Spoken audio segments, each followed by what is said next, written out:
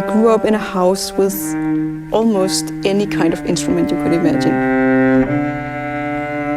And I completely fell in love with the cello.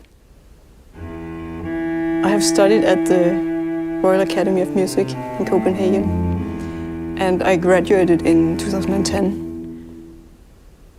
And after studying very intensely for 5-7 years, I felt I need to go out and use the music out in the world.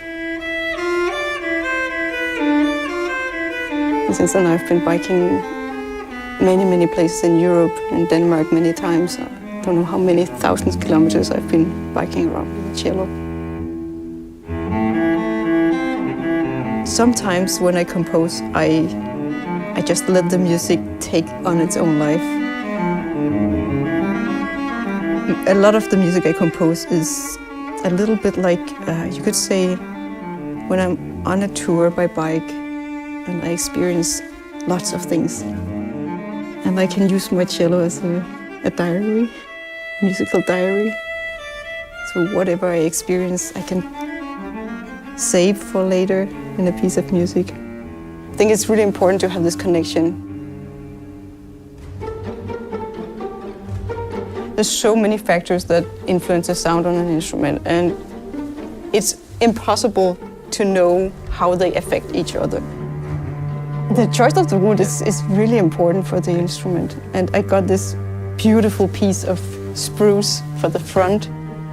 It's usually the hardwood that's more expensive, but I was going for this because this I knew would give me the soft tone and the deep feeling.